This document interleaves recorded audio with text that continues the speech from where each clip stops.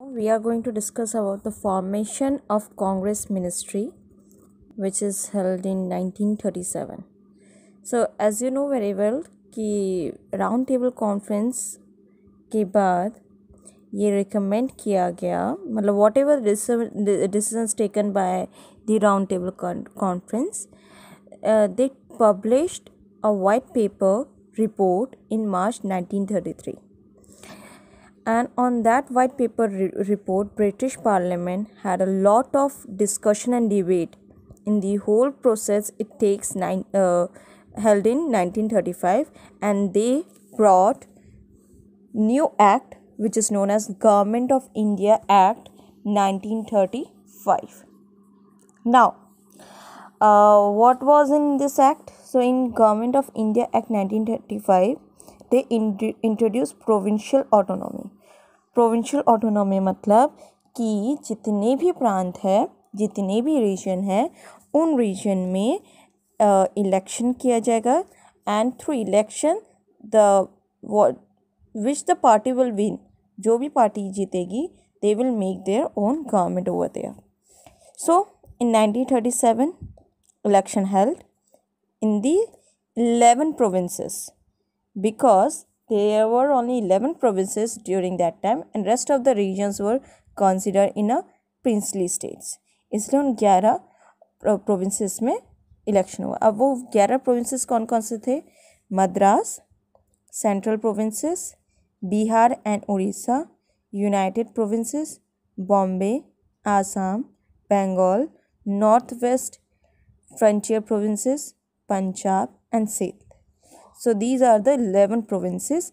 Ab in 11 provinces में there were total 1585 seats.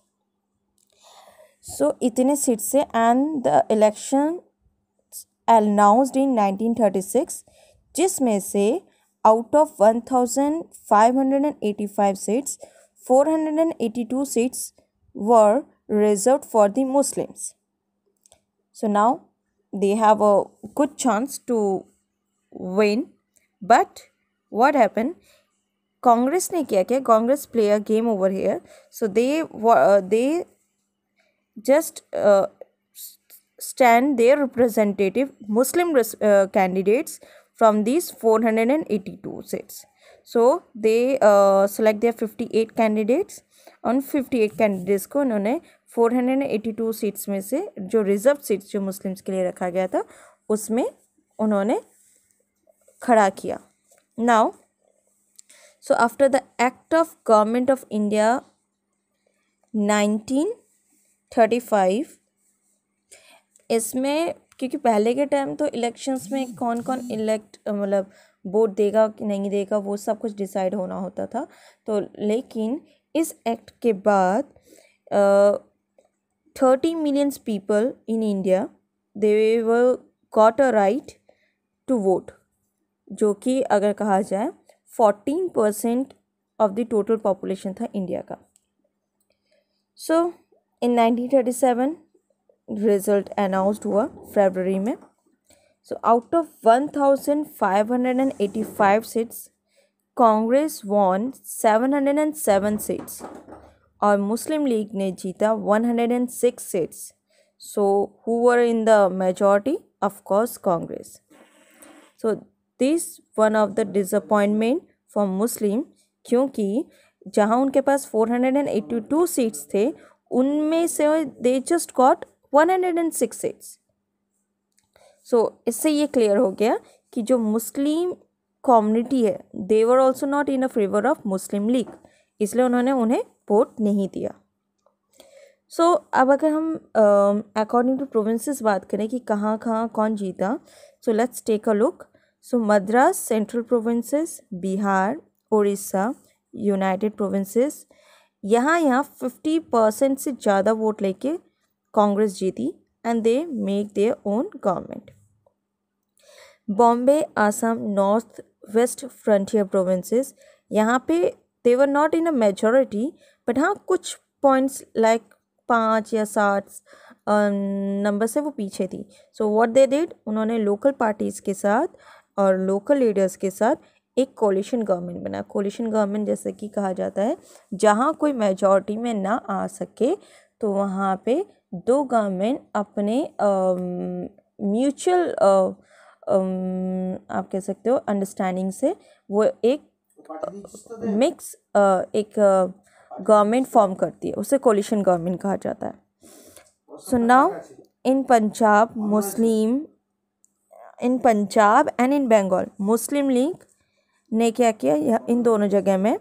Punjab में तो they make a mutual coalition government with Sikandar Hayat.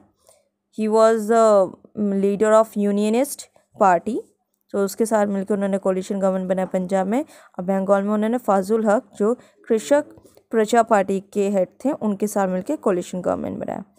And the Sindh में मुस्लिम लीग ने अपने आप एक इंडिपेंडेंट गवर्नमेंट फॉर्मेशन किया। नाउ अब इन सब में अगर हम बात करें डॉक्टर भीमराव अंबेडकर जी की जो पार्टी थी that is independent labour party, they won 14 seats from the total 17 seats in Bombay presidency, which was a biggest you can say achievement for them।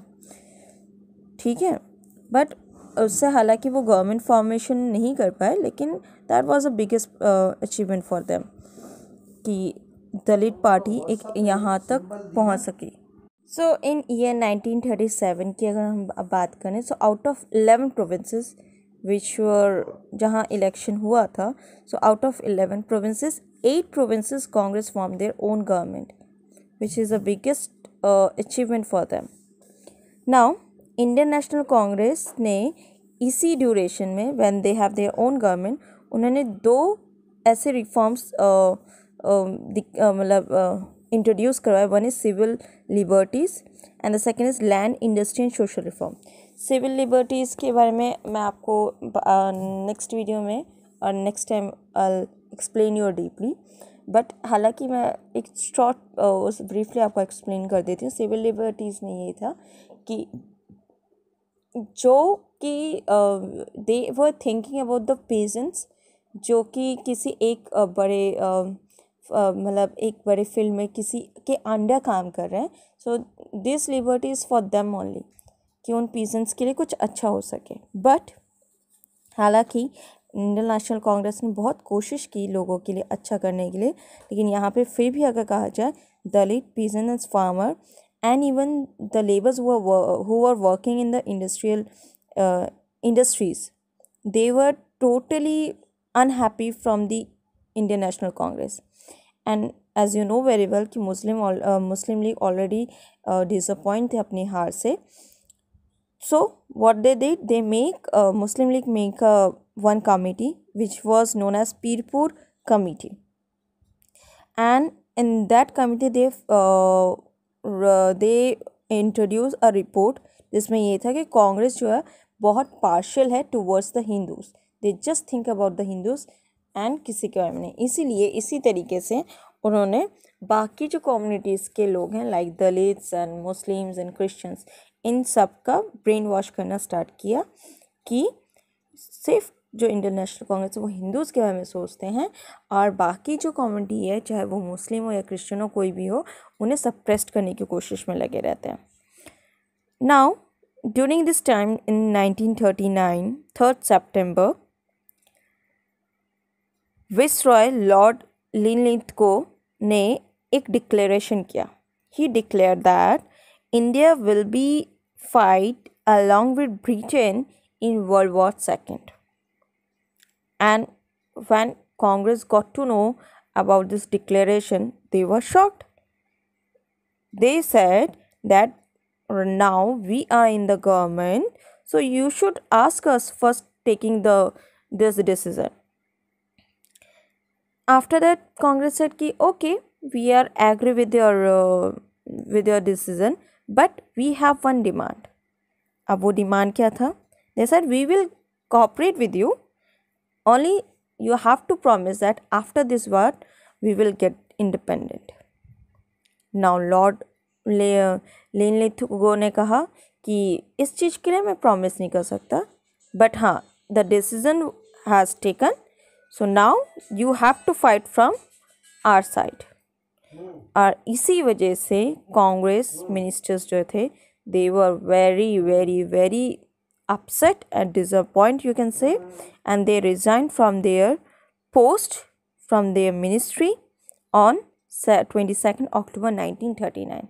So this was the formation of Congress ministry, which it is very important to tell you this whole story.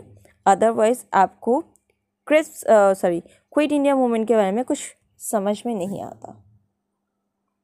Discuss the August offer. So it's held in 1940. So जैसे कि आपको मैंने पहले भी बताया कि Congress ministers अपने resign कर दिया था on 22nd October 1939. So in March 1940, Congress again had a session in Ramgarh, which is in Bihar, and they were just have a discussion about कि now what would be the next step after resigning from their post. So within the discussion they passed a resolution that Congress can support British government in World War II if a provisional national government is set up at center. मतलब provisional government तो था, regional basis में था, लेकिन central में कोई government नहीं था. तो सेंट्रल में भी एक जो कांग्रेस है उन्हें गवर्नमेंट सेटअप करने का चांस अगर दिया जाए. सो इसके अगेंस्ट विसरॉय लॉर्ड लिलिंथगो ने एक प्रपोज़ल दिया, and that proposal is known as August offer. So उनके लिए लॉर्ड लिलिंथगो ने जो एक्सपेक्ट किया था डैट कि अगर वर्ल्ड वॉर सेकेंड में इंडिया के पॉलिटिकल पार्टी सब अगर सपोर्ट करें, ब्रिटेन को जीतने में पूरा सहयोग करें, तो they will give response to this August offer. So अब ये जानना बहुत ज़रूरी है अगस्त ऑफर में क्या टर्म्स एंड कंडीशंस थी. सो पहला जो कंडीशन था वो ये कि इंडियन कॉन्स्टिट्यूशन असेंबली इस्टेब्लिश की जाएगी, क्योंकि एक टाइम पे ये था कि इन लोगों ने कहा था कि इंडिया के जो लोग हैं they are not capable for drafting constitution of their own country. So here he accepted कि जो कॉन्स्टिट्यूशन असेंबली है वो इस्टेब्लिश की जाएगी, जिसमें सिर्फ इंडियंस को ही सेलेक्ट किया जाएगा जो कि कॉन्स्टिट्यूशन ड्राफ्ट करेंगे अपनी कंट्री का. Secondly, executive council of viceroy. So they want to expand the council of viceroy so that number of Indians will be the member of this council, and moreover the number of Indians will be more as compared to the Britishers. So this one is the second point of August offer. Now the third was war advisory council should be established, जहाँ की सिर्फ Britishers ही नहीं Indian representatives को भी include किया जाएगा. सो these three were the biggest things which given. हाँ, इसमें एक चीज़ मैं आपको बताने मिल गई, जो कॉन्स्टिट्यूशन असेंबली इस्टेब्लिश की जाएगी इसमें लेकिन ये चीज़ भी क्लियर आउट कर दिया था कि they can form their constitution, even they can rule on that, but the dominion status will be as it is, उसमें कोई चेंजेस नहीं होगा. Now the fourth one is veto power for minority. Veto power मतलब हुआ कि जो भी constitution पास किया जाएगा, जो भी रूल रेगुलेशंस में इंक्लूड किए जाएंगे, उसमें जो मेन पॉइंट है वो ये रहेगा कि माइनॉरिटीज़ जो हैं वो भी उन सब पॉइंट से एग्री हो. अगर सपोज एक भी कम्युनिटी माइनॉरिटी की वो डिसएग्री होते हैं तो वो कॉन्स्टिट्यूशन में वो पॉइंट इंक्लूड नहीं किया जाएगा. So that was the biggest point for the Muslims and the other communities also. Now we are going to discuss how did Indian political parties reacted to August offer. Now first we come to Muslim League. As I told you, Muslim League इन सब से बहुत खुश थी just because veto power उन्हें मिल रहा था, and veto power मिलने का मतलब है अगर उनके परमिशन के बिना कोई भी कॉन्स्टिट्यूशन पास नहीं किया जा सकता. So they were happy. But Congress जो है वो इस ऑफर से खुश नहीं थी. The reason was I tell you later. But जो उस टाइम कांग्रेस के जो प्रेसिडेंट थे Abdul Kalam Azad, even he refuse to discuss this offer with lord Linlithgow, क्योंकि इन लोगों ने 1929 लाहौर सेशन में पूर्ण स्वराज के लिए रेजोल्यूशन पास किया था.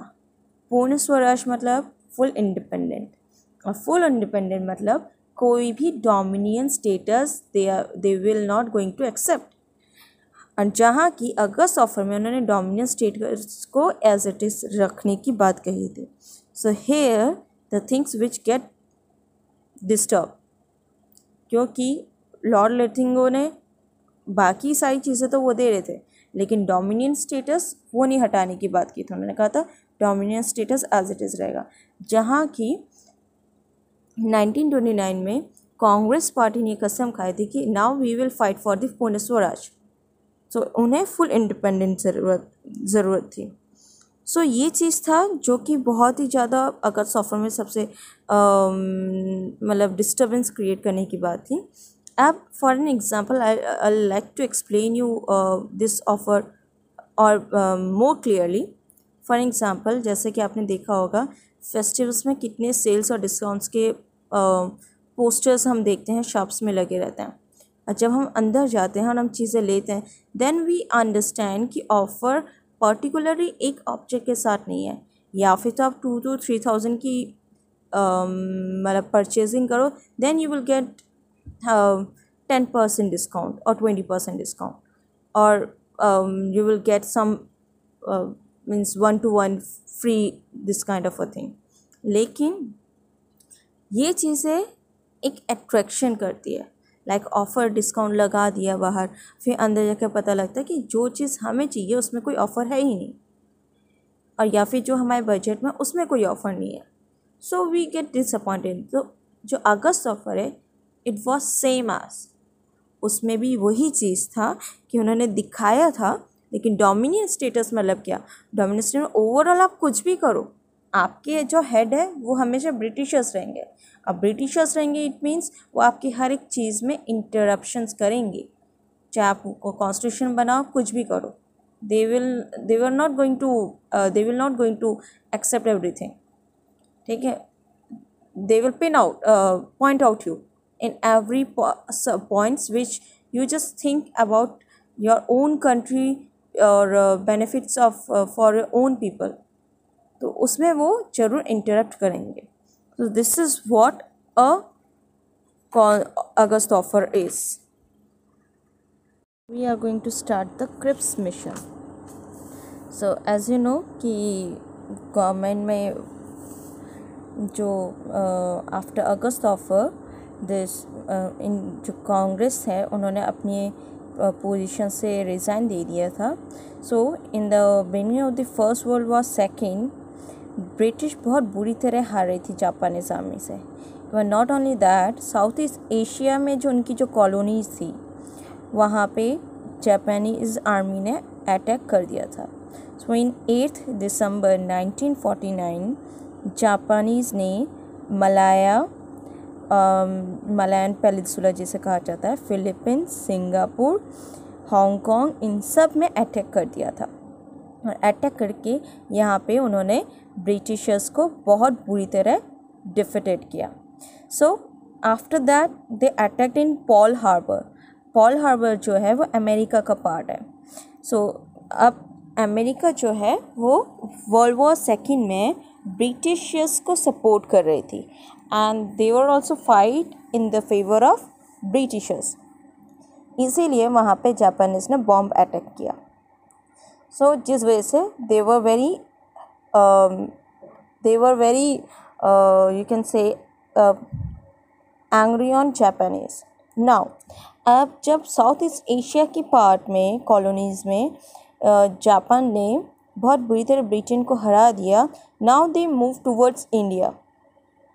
बट यहाँ पे एक चीज़ जानना बहुत ज़रूरी है, how what was the common thing जिस वजह से जो ब्रिटेन है, ब्रिटेन के साउथ ईस्ट एशिया में जो कॉलोनीज थी वहाँ पे ब्रिटेन जापानीज़ आर्मी से इतनी इजीली हार गई। तो उसका जो मेन जो रीज़न था वो था anti colonial sentiments of the people those who belongs to this colonies, क्योंकि वहाँ के लोग किसी भी हालत में ब्रिटिशर्स को सपोर्ट नहीं कर रहे थे और इसी कारण बहुत इजीली ब्रिटेन जो है वहाँ से हार गया। नाउ अब इनका जो मेन मोटिव था कि इंडिया में, ब्रिटिश गवर्नमेंट का मेन मोटिव था कि हर जगह से वो हार गई है तो इंडिया में एटलीस्ट कि इंडिया में वो हारे ना, इंडिया में जैसे उनका रूल रेगुलेशन चल रहा है वही चले, जापानीज यहाँ पे उन्हें हरा ना पाए। इसके लिए उन्हें कांग्रेस की जो सपोर्ट है उसका बहुत ज़रूरत था। नाउ बट यहाँ पे इंडिया में जो सिचुएशन ये था कि गांधी जी की लीडरशिप में सब ने यहाँ पे इंडिविजुअल सत्याग्रह स्टार्ट किया था और वो इंडिविजुअल सत्याग्रह का नाम दिया था दिल्ली चलो आंदोलन। नाउ अमेरिका के जो प्रेसिडेंट हैं उन्होंने ब्रिटिशर्स को यही समझाया दैट कि उन्हें इंडियंस का सपोर्ट, इंडियन की सपोर्ट्स की बहुत ज़रूरत है, otherwise they will not going to win the war. So in March 1942 lord privy seal, जिनका नाम है सर स्टैफर्ड क्रिप्स, को एक प्रपोजल के साथ ब्रिटेन ने इंडिया भेजा and that proposal is known as Cripps mission which held in 1942. Now, what was in that proposal? First of all, dominion status.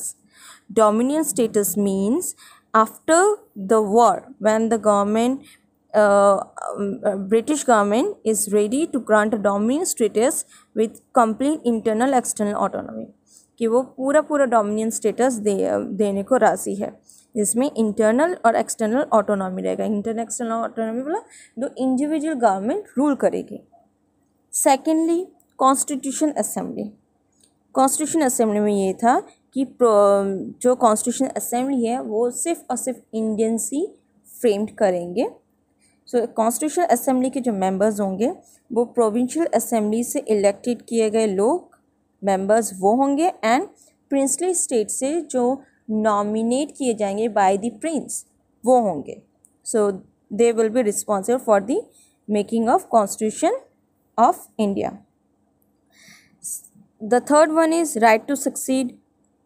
Now इसमें क्या था, इसमें ये था सपोज कोई भी प्रोविंसेस मीन्स कोई भी रीजन अगर वो इंटरेस्टेड नहीं है जो कॉन्स्टिट्यूशन फ्रेम किया गया है उसे फॉलो करने के लिए, so they have a full you can say full right कि वो अपना खुद का कॉन्स्टिट्यूशन बना सके। They can make their own constitution and they can become union, मतलब कोई ज़रूरत नहीं कि they have to follow the same constitution. अब बाद में जो ब्रिटेन है वो उन्हें अपने कॉमनवेल्थ के अंडर में ले लेगी। नाउ ये थे इनके proposal, first of all dominion status, second constitution assembly and the third is right to succeed. But now it's really required to know what was the reactions of the parties. So first will take the Congress party. Congress party जो है वो इस proposal से happy नहीं थे, because first of all the main reason is everything is after the war, मतलब जो भी प्रपोजल था that is after the war not before of the war. So इसीलिए वो एक तरफ से वो इस चीज़ से हैप्पी नहीं थे। Secondly which is very important, जो कि अगस्त ऑफर के टाइम भी मैंने आपको बताया था, that is dominion status. In December 1929 Lahore session they passed resolution of पूर्ण Swaraj which means complete independence। तो यहाँ पे जो डोमिनियन स्टेटस की बात होनी ही नहीं चाहिए थी, लेकिन यहाँ पे बार बार इन्होंने डोमिनियन स्टेटस की ही बात की कि डोमिनियन स्टेटस रहेगा। सो डोमिनियन स्टेटस मतलब आप गवर्नमेंट ऑटोनॉमी हो भी जाए डजेंट मैटर, आपके सर के ऊपर तो ब्रिटिशर्स ही बैठे हुए हैं आफ्टर ऑल। सो डोमिनियन स्टेटस को उन्होंने एज इट इज ही रखा था। सेकेंडली जो रीज़न था कि प्रिंसली स्टेट से जो नॉमिनी इलेक्ट किए जाएंगे फॉर द कॉन्स्टिट्यूशन असेंबली, वो प्रिंसली स्टेट के प्रिंस सेलेक्ट करेंगे, ना कि वहाँ के जो सिटीजन्स है, जो कॉमन पीपल है वो। तो यहाँ पे कांग्रेस ये चाहती थी कि कॉमन पीपल को सेलेक्ट करना चाहिए, ना कि प्रिंस को, आफ्टर ऑल क्योंकि वो उन्हीं को रिप्रेजेंट करेंगे। And third one is right to succeed, क्योंकि यहाँ पे अगर ये चीज़ कहा जा रहा है कि अगर सपोज़ किसी भी प्रोविंस को कॉन्स्टिट्यूशन असेंबली के द्वारा जो बनाया गया, जो फ्रेम्ड किया गया कॉन्स्टिट्यूशन है, उसमें कोई ऑब्जेक्शन है, so they can make their own separate constitution. So it means कि पार्टीशंस, अगर सपोज़ क्लास में कुछ बच्चे हैं फॉर एग्ज़ाम्पल, और उन बच्चों में से अगर कहा जा रहा है कि if you want to study you study, और if you don't want to study you can go and play, तो क्या होगा, मोस्टली सारे बच्चे चलेंगे खेलने और क्लास की मेजॉरिटी कम हो जाएगी पढ़ने वाले बच्चों की।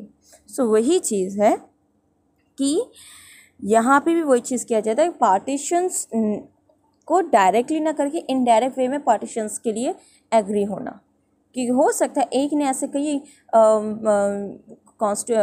प्रोविंसेस निकल कर है जो कि इन कॉन्स्टिट्यूशन से डिसएग्री हो, और डिसएग्री होंगे तो वो अपना खुद का कॉन्स्टिट्यूशन फ्रेम करेंगे, और वो खुद का कॉन्स्टिट्यूशन फ्रेम करेंगे तो इंडिया जहाँ यूनाइटेड होने से ही पहले वो पार्टीशन हो जाएगी, डिवाइडेड हो जाएगी डिफरेंट प्रोविंसेस में।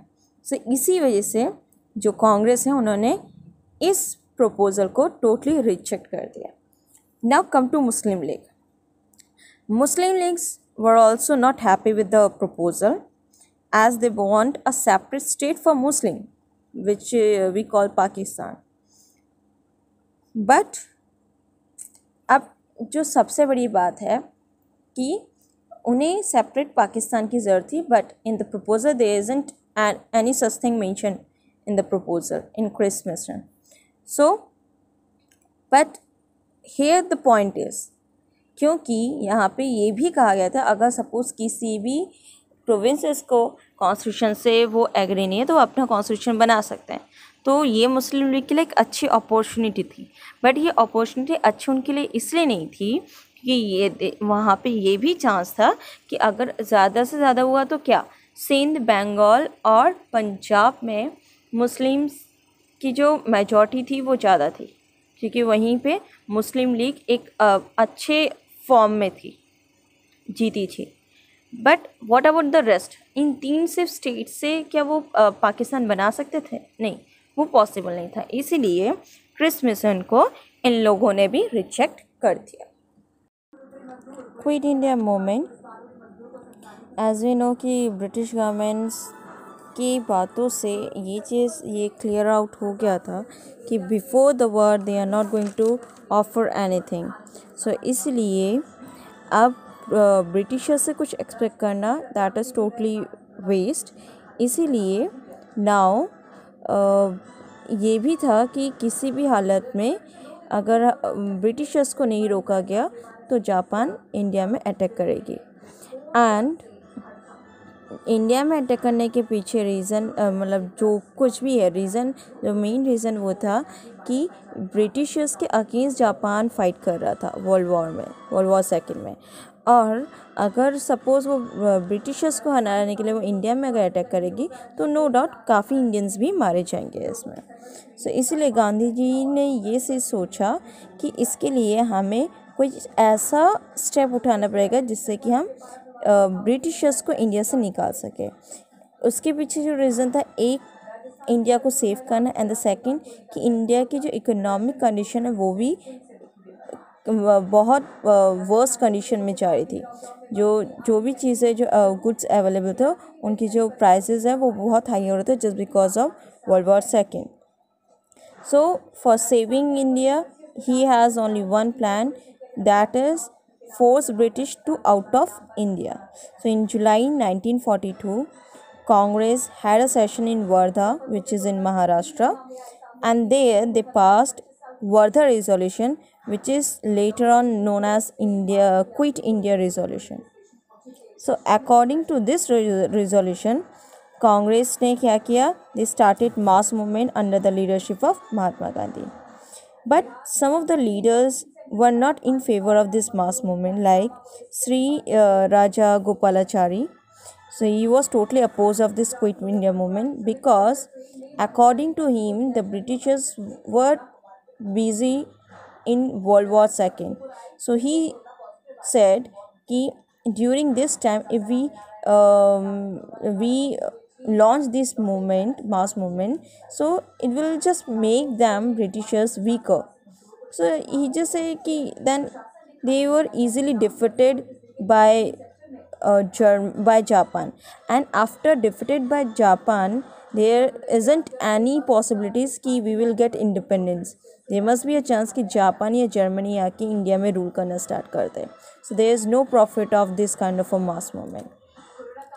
In 9th अगस्त 1942 गांधी जी ने एक मीटिंग बुलाया बॉम्बे ग्वालियर टैंक में, and this meeting was also known as Agast Kranti Maidan, where more than thousands of people gather, and here Gandhi ji officially launched Quit India movement, and with the slogan of do or die.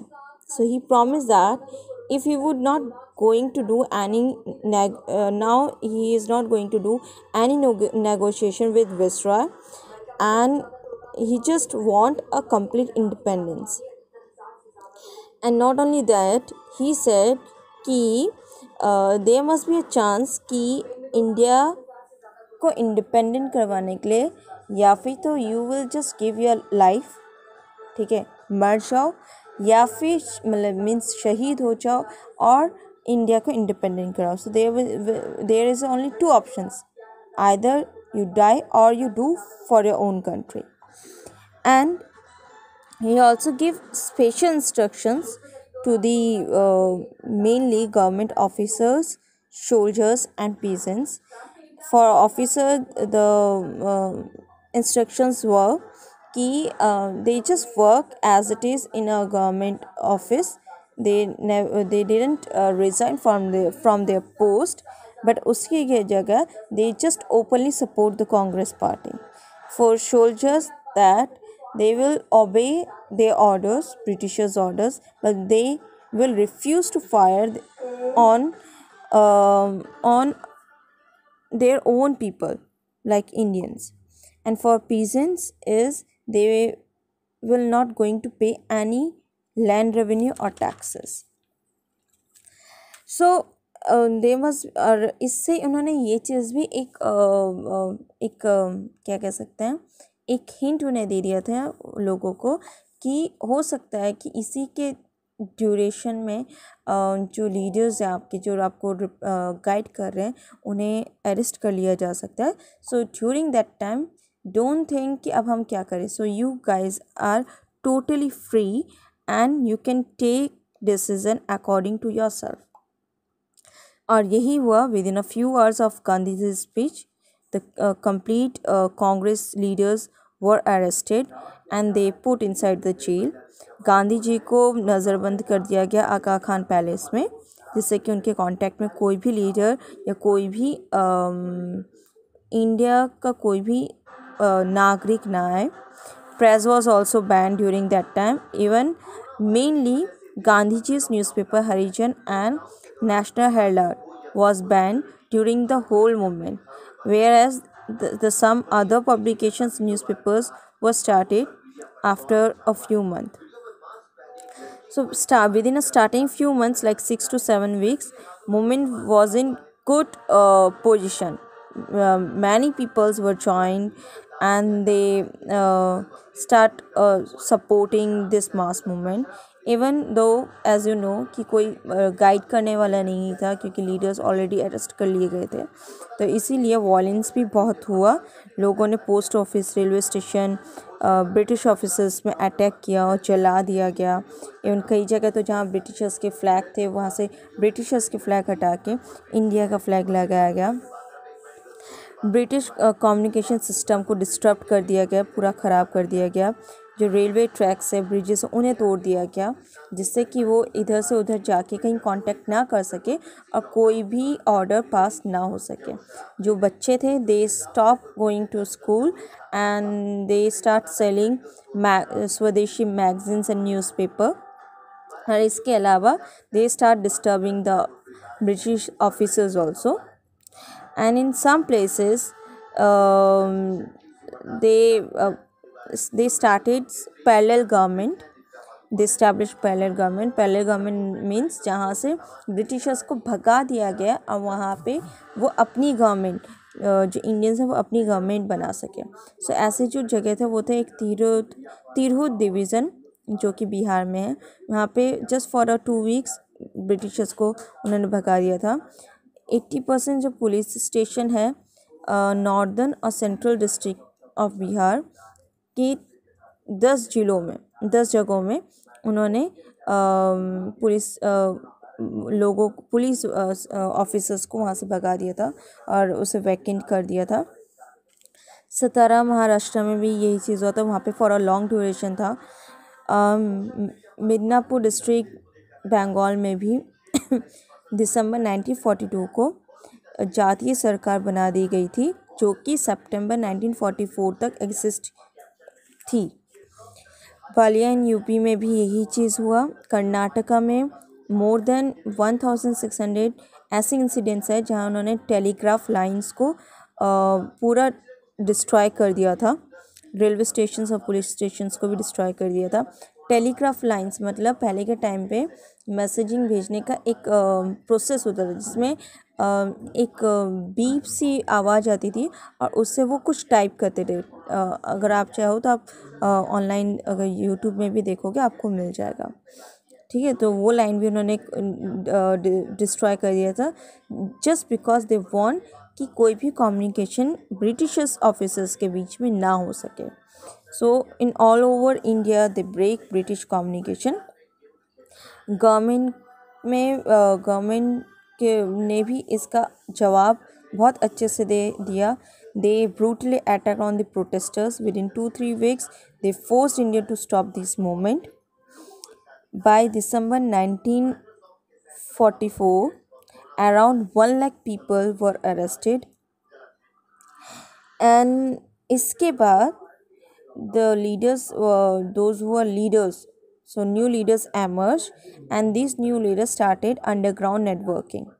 So इनमें जो new leaders थे वो थे Aruna, Asif Ali, Achyut Patwardhan, Ram Manohar Lohia, Biju Patnaik, Sucheta कृपतम and Jayaprakash Narayan. सिर्फ यही नहीं, सो इन लोगों को इंडियन के जो बहुत फेमस बिजनेसमैन थे तो वो भी सपोर्ट कर रहे थे। सो सबसे बड़ा स्टेप जो इन्होंने उठाया था that is Congress radio station broadcasting. So ये स्टार्ट किया गया था उषा मेहता के द्वारा। और उषा मेहता को जिन्होंने हेल्प किया था ही वॉज ननका मोडवानी। He was the honour of Chicago radio station. So he helped her to set up the broadcast radio station in India. So this broadcasting was started from Bombay city within a different location, and of that radio station frequency was reached to till Madras. So Ram Manohar Lohia, Purushottam Das, Tirkam Das, they started giving their speeches on the broadcast so that the feelings of nationalism will rise in the people, क्योंकि जो एक डर के मारे वो सब चुप हो गए थे कि वो फिर से अराइज हो सके। So but in November 1942 Britishers को वो रेडियो स्टेशन मिल गया and they destroy the radio station. In फरवरी 1943 ये इंफॉर्मेशन मिला कि गांधी जी ने 21 डेज़ के लिए फास्टिंग स्टार्ट की है।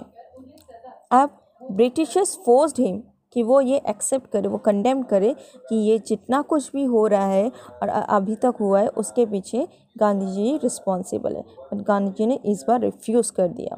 सो इसीलिए उन्होंने 21 डेज़ की फास्ट रखा। बट जैसे कि ये इंफॉर्मेशन स्प्रेड आउट हुई इंडिया में, तो लोगों ने फिर से एक, उनके अंदर एक एनर्जी सी है जिससे कि उन्होंने फिर से डेमोस्ट्रेशन और स्ट्राइक स्टार्ट किए। और इवन यही नहीं, आगा खान पैलेस के आसपास भी वो लोग घूमने लगे, जिससे कि वो दे जस्ट वांट कि गांधी जी को फ्री कर दिया जाए। अब इसमें यही नहीं, इवन जो बहुत स्कॉलर्स अच्छे, यू कैन से अच्छे पोजीशन के जो लोग थे, उन्होंने गवर्नमेंट को लेटर भी लिखे, इवन अब्रॉड से भी लेटर्स और मेल्स आए कि गांधी जी को फ्री कर दिया जाए। सो not only that, members of Viceroy councils, the Indians members, they resigned from their post. उनमें से थे कि MS आने, INR सरकार और HP Modi.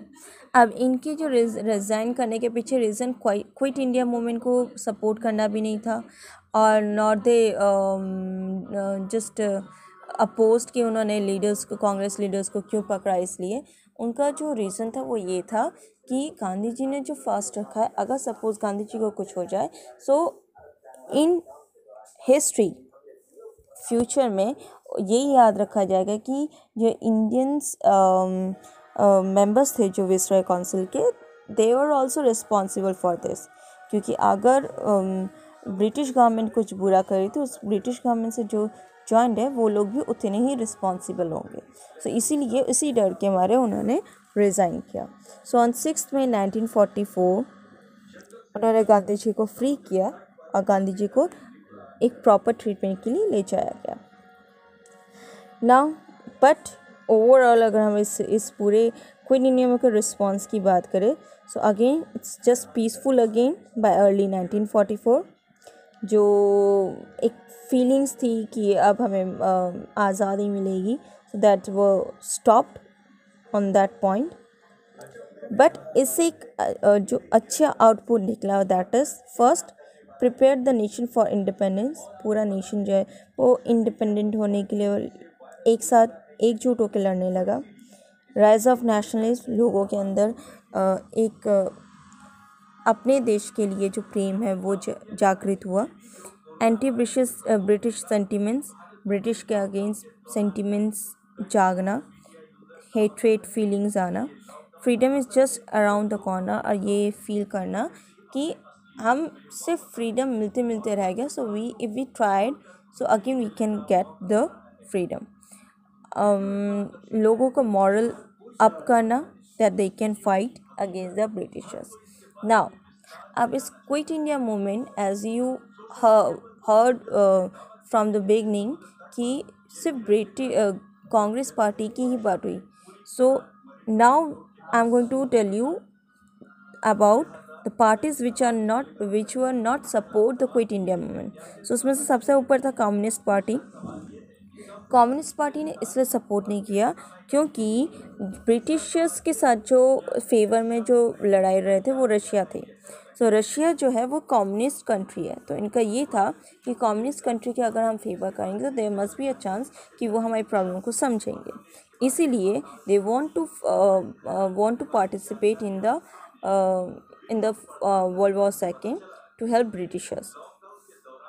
Muslim League, as you know from the beginning, Muslim League is having same demand of Pakistan, इसलिए they were not in the favor of that. Hindu Mahasabha भी इसी कारण से कुछ मतभेद के कारण वो सपोर्ट नहीं करती। इवन जो सिविल सर्विसेज के जो लोग थे, those who are in Indian bureaucrats, उन्होंने भी कहीं भी ब्रिटिशर्स कांग्रेस को इस मास मूवमेंट में सपोर्ट नहीं किया। This is what a quit movement is.